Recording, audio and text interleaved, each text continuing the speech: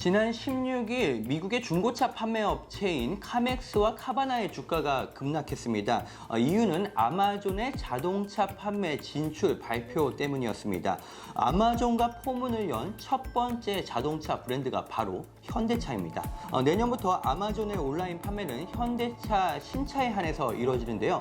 그럼에도 불구하고 온라인으로 중고를 파는 이 업체들의 주가가 폭락한 이유는 미국의 자동차 시장, 미국의 자동차 유통이 바뀌고 있다는 불안감 때문일 것입니다.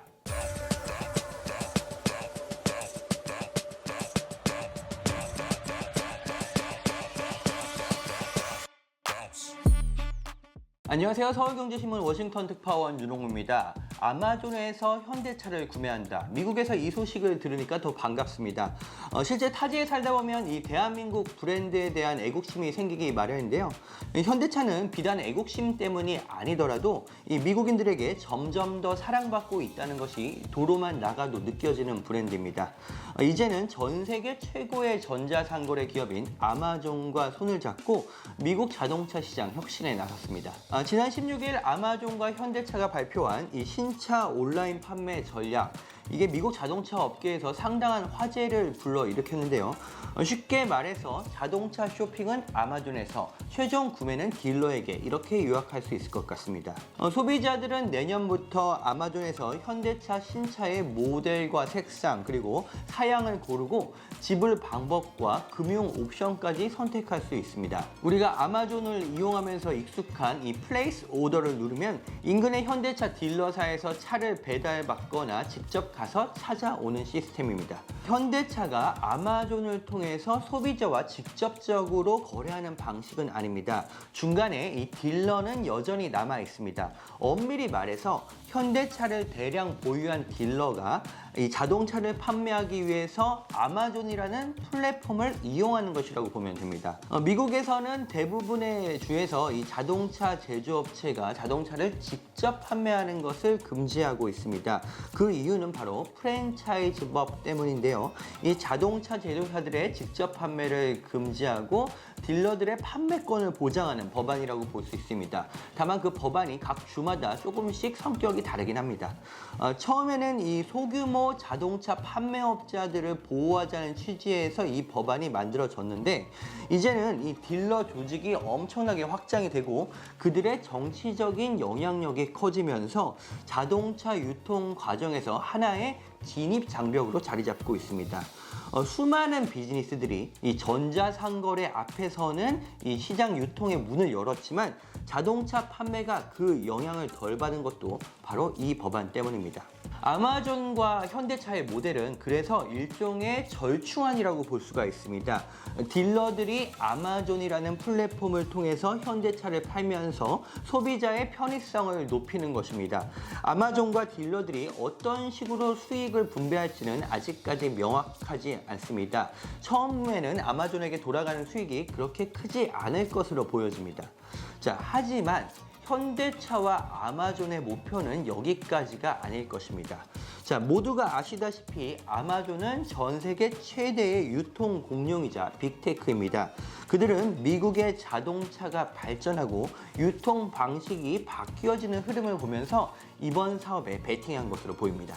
이런 상상을 한번 해보겠습니다. 자율주행의 시대가 열렸습니다. 운전자는 핸들을 놓고 있어도 됩니다. 그럼 차 안에서 과연 뭘 할 수 있을까요? 온라인 쇼핑을 하고 음악을 듣고 영화를 보고 전자책을 읽을 수 있습니다.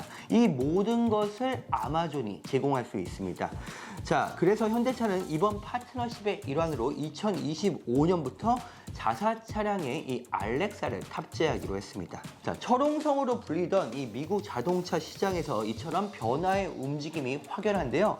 이에 앞서서 오랜 관행을 깨뜨린 것은 바로 테슬라였습니다. 일론 머스크 테슬라 CEO는 이 딜러를 통하지 않고 직접 자동차를 온라인으로 판매하는 노딜러 전략을 성공시켰는데요. 이 전기차 시장의 후속 브랜드인 리비앙과 루시드도 이 같은 모델을 따라가고 있습니다. 있습니다. 자, 만약에 아마존이 현대차를 시작으로 온라인 자동차 판매를 정착시킨다면 이 상당수 전기차 브랜드들이 아마존이라는 플랫폼을 이용해서 자신들의 차를 판매할 수도 있습니다.